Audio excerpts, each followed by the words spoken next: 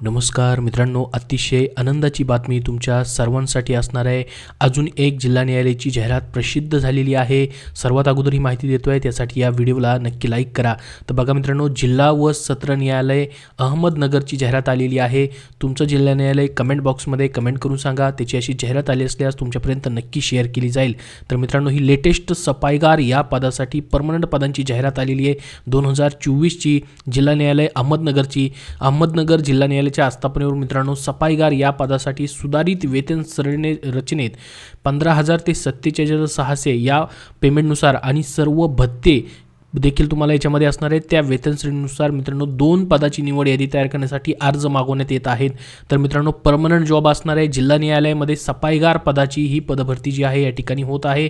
या जाहिरातीची लिंक तुम्हाला मी डिस्क्रिप्शन बॉक्समध्ये देतोय आणि आपल्या टेलिग्राम चॅनलवरती त्याची लिंक डिस्क्रिप्शन बॉक्समध्ये आहे। डिटेलमध्ये आपण या व्हिडिओमध्ये माहिती पाहणार आहोत, त्यासाठी हा व्हिडिओ शेवटपर्यंत पाहत राहा। तुमच्या मित्रापर्यंत नक्की माहिती शेअर करा। तर बघा मित्रांनो, अर्जदारांनी नमुन्यामध्ये जो अर्ज नमुना दिलेला आहे त्यामध्ये स्वप्रमाणित कागदपत्र, त्याचबरोबर अर्ज वगैरे जो आहे तो डाकद्वारे RPED किंवा मित्रांनो स्पीड पोस्टद्वारे तुम्हाला अर्ज जे असणार आहे 24 एप्रिल 2024 सायंकाळी 6 वाजेपर्यंत पोहोचतील किंवा त्यापूर्वी पोहोचतील अशा रीतीने मित्रांनो पाठवायचे आहेत। उशिरा अर्ज आल्यानंतर विचारात घेतले जाणार नाहीत। सविस्तर जाहिरात ऑफिशियल वेबसाईटवरती देखील तुम्हाला पाहायला भेटणार आहे। तर बघा, जिल्हा व सत्र न्यायालय जे आहे अहमदनगर या ठिकाणी सफाईगार पदासाठी अर्ज मागवण्यात येत आहेत। याच्यासाठी मित्रांनो तुम्हाला निवड यादी जी आहे 2च या ठिकाणी निवड यादीमध्ये विद्यार्थी घेतले जाणार आहेत, उमेदवार घेतले जाणार आहेत। यासाठी फक्त तुमचं 4थी उत्तीर्ण असणं गरजेचं आहे।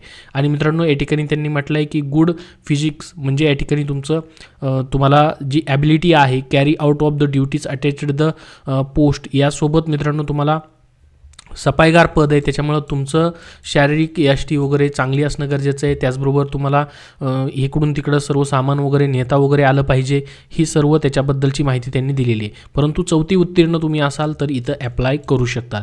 त्याचबरोबर स्वच्छतेबाबतची उपकरणे हाताळण्याचा अनुभव जर असेल तुम्हाला तर जास्त प्राधान्य देखील तुम्हाला असणार आहे। जर बघा, तुमचं कोण मित्र वगैरे स्वच्छतेमध्ये कामाला असेल कुठं, त्यांना जर अनुभव असेल तशा पद्धतीचं त्यांना नक्की माहिती सांगा।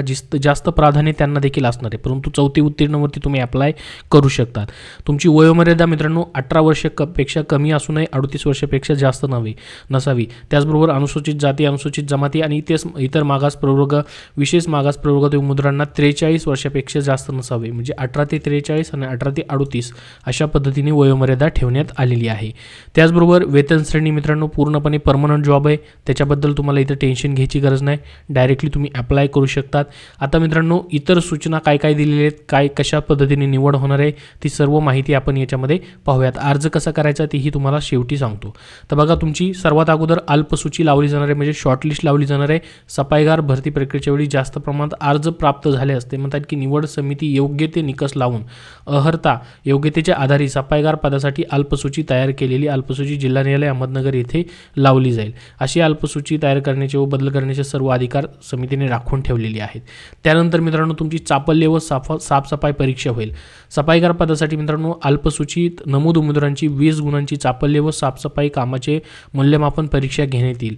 बघा, तुमच्या या ठिकाणी मित्रांनो डायरेक्टली साफसफाई चाचणी होणार आहे आणि साफसफाई परीक्षेमध्ये मिळालेले एकूण गुणांच्या आधारे काटेकोरपणे गुणवत्तेच्या आधारे जाहिरातीत नमूद केलेल्या पदाच्या संख्येच्या 3 पट उमेदवारांना मुलाखतीसाठी बोलवलं जाईल। म्हणजे एकाच 3 उमेदवार बोलवले जातील।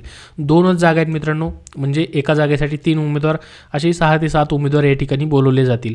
तर हे प्रमाण गुणोत्तर राखण्यासाठी शेवटच्या उमेदवारांना मिळालेले गुण इतकंच गुण एकापेक्षा जास्त जर उमेदवार असतील तर म्हणजे समजा 10 मार्क्स समजा 15 मार्क्सवरती त्यांना बोलवायचे, तर 15 पैकी 15 मार्क्सवरती निवड झाली, 15 सारखे असे अनेक विद्यार्थी जर असतील 15 मार्क्स सेम पडलेले तर ते सर्व उमेदवार देखील बोलवले जातील।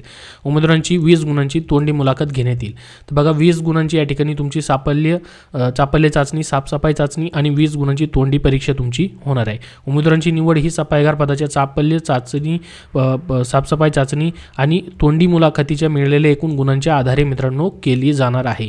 तर इथं लेखी परीक्षा आहे का तुमची? नाही, लेखी परीक्षा परीक्षा असणार नाही, डायरेक्टली साफसफाई चाचणी आणि इंटरव्ह्यू तुमचा होणार आहे. त्यानंतर तुम्हाला कागदपत्र पडताळणीसाठी या ठिकाणी मुलाखतीच्या वेळेस तुमचे डॉक्युमेंट व्हेरिफिकेशन वगैरे केलं जाईल. आता मित्रांनो, याच्यामध्ये अजून भरपूर सारे या ठिकाणी त्यांनी माहिती दिलेली आहे, जे नियम अटी आहेत ते देखील दिलेले आहेत. इथं तुम्हाला ॲप्लिकेशन फीज असणार नाही, डायरेक्टली मित्रांनो तुम्हाला अर्ज कसा करायचा ते आता सांगतो. याच्यासाठी मित्रांनो तुम्हाला ॲप्लिकेशन 24 एप्रिल 2024 पर्यंत या ठिकाणी पाठवायचे आहेत. कुठं? प्रबंधक जिल्हा व सत्र न्यायालय अहमदनगर, DSP चौक, न्यायनगर अहमदनगर 414-001 या ॲड्रेसवरती तुम्हाला अर्ज जो आहे स्पीड पोस्टाने फक्त पाठवायचा आहे. लक्षात राहू द्या, त्यांनी अर्ज नमुना दिलेला आहे, त्याची ही लिंक डिस्क्रिप्शन बॉक्समध्ये तुम्हाला देतो आहे, तिथून तुम्ही घेऊ शकतात.